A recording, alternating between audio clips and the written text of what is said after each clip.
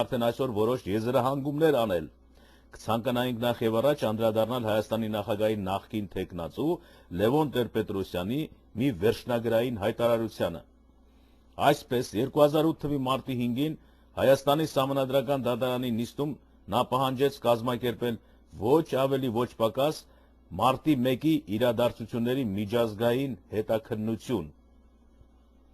Փորձենք հասկանալ, թե ինչ է նշանակում մարտի 1-ի իրադարձությունների միջազգային հետաքննությունը։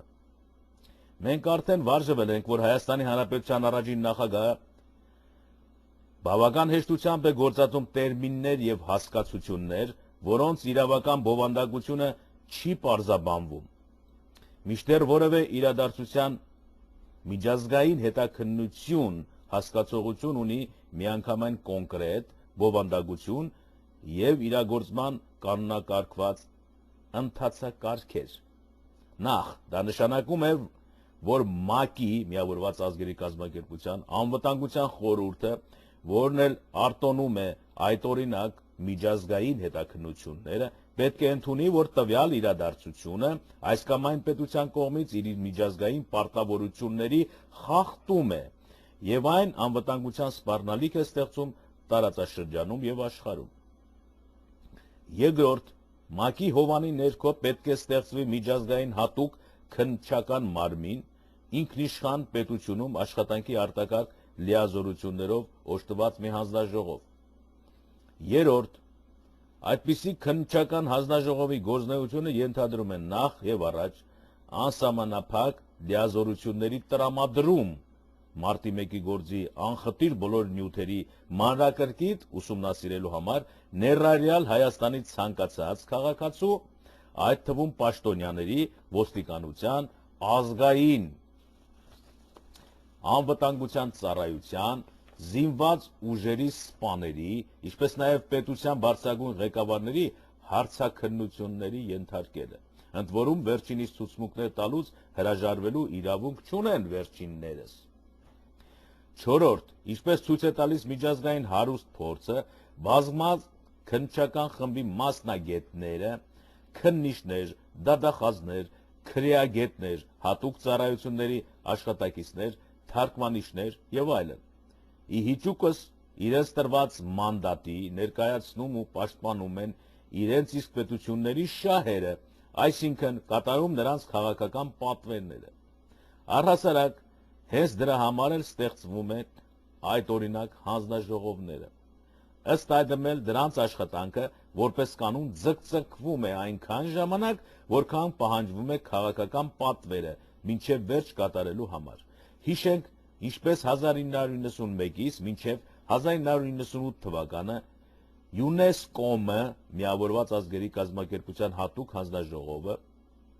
զբաղված մասնավորապես Իրաքում գոյություն չունեցող միջուկային զենքի շարունակական որոնումներով ու թե ինչպես նրա աշխատանքի ողջ ընթացքն օգտագործեց Իրաքի դեմ ամեն տեսակի ճնշումների, նրա անկախությունը սահմանափակող եւ պետական մեքենան խափանող նորանոր պատժամիջոցների սահմանման եւ պահպանման համար։ Իհարկե Հայաստանի Հանրապետության առաջին նախագահը առաջարկելով կազմակերպել մարտի 1-ի իրադարձությունների միջազգային հետաքննություն կարող է եւ չիմանալ այդ տարական ճշմարտությունները, որոնք միջազգային իրավագետների եւ ազգային անվտանգության գծով մասնագետների ուսումնասիրության առարկան են։ Բայց այդ դեպքում մենք իրավունք ունենք եզրակացնելու, որ Լևոն Տեր-Պետրոսյանն անտեղյակ եւ անգետ է այն հարցերում, այն որ ես ասում էի, անտեղյակ ու անգետ է, Արմենն էլ է նույն բանը ասում, մենակ նշում է որ հարցերում, ես ընդհանրապես եմ ասում, բոլոր հարցերում Լևոն Տեր-Պետրոսյանը անգետ է, միգուցե մեռած լեզուների մեջ ամենագիտնականն է, որովհետեւ վկա չկա, ամեն ինչ մեռած է։ Անգետ է այն հարցերում, որոնց մասին ինքն իրեն թույլ է տալիս հրապարակավ արտահայտվելու։ Իսկ եթե նա գիտի, թե ինչի մասին է խոսքը եւ այնուամենայնիվ շարունակում է պնդել իր առաջարկը, ապա հիմնավորված կասկածներ են առաջանում անկախ Հայաստանի բուն գաղափարին նրա նվիրվածության վերաբերյալ։ Առանձնակի մտադիր ջանքեր չեն պահանջվում պատկերացնելու մեր արտահայտած դիտողություններին Լևոն Տեր-Պետրոսյանի եւ իր կողմնակիցների արձագանքը։ Իշխանությունները վախենում են միջազգային հետաքննությունից, ինչն ապացուցում է ընդդիմության իրավացիությունը եւ այլն։ Բայց եկեք առանց հիստերիայի զննենք Հայաստանի Հանրապետության նախկին նախագահի առաջարկի իրականացման հնարավոր հետևանքներն ու էությունը։ Տեսնենք այսօր ասում է դա ինչ է սպասվում Հայաստանին, որ Արմեն Այվազյանը մեկնաբանում է։ Գաղտնիք չէ, որ միջազգային կազմակերպություններում, որոնց հովանի ներքո ստեղծվում են միջազգային քննչական հանձնաժողովները, առաջին ջութակը նվագում է ԱՄՆ իր դաշնակիցներով։ Եթե մի պահ պայմանականորեն պատկերացնենք, թե նմանօրինակ քննչական մարմին է ստեղծվել Հայաստանի սույն թվականի մարտի 1-ի իրադարձությունների առնչությամբ, ապա դժվար չէ կռահել, որ միջազգային քննչական խմբում կգերակշռեն հենց արևմտյան երկրների ներկայացուցիչները,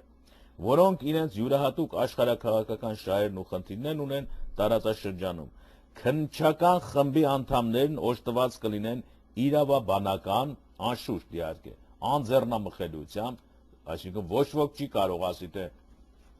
ինչ եք անում։ Ձեր չէ,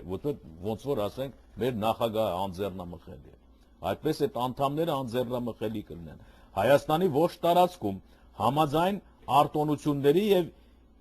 իմունիտետների անձեռնամխելիության մասին Միացյալ Ազգերի կոնվենցիայի։ Միաժամանակ նրանք ակտիվորեն կզբաղվեն լրտեսական գործունեությամբ, ինչպես դա արել են օրինակ հենց ՅՈՒՆԵՍԿՕ-ի ղեկավարներն ու անդամները եւ հետագայում նույնիսկ հրապարակավ հայտարարել են այդ մասին։ Այսպես Washington Post եւ Boston Globe թերթերը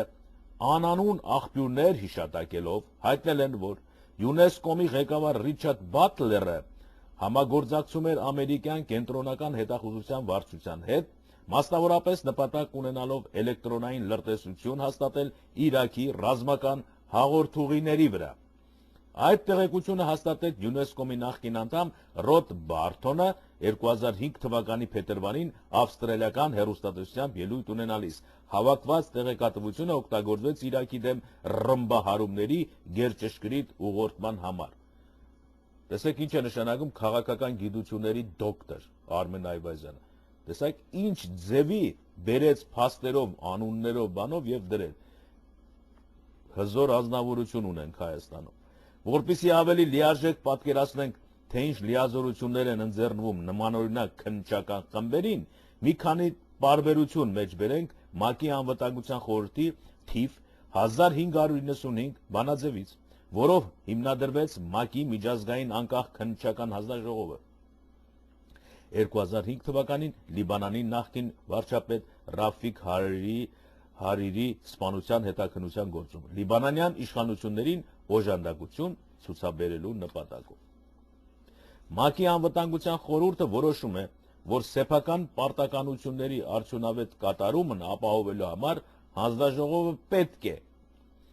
լիակատար օժանդակություն ստանալ լիբանանյան իշխանությունների կողմից, ներառյալ լիակատար հնարավորություն օգտվելու նրանց ունեցած բոլոր այն փաստաթղթերից, վկայություններից եւ ֆիզիկական տվյալներից եւ ապացույցներից, որոնք հանձնաժողովը կհամարի հետաքննության առնչվող։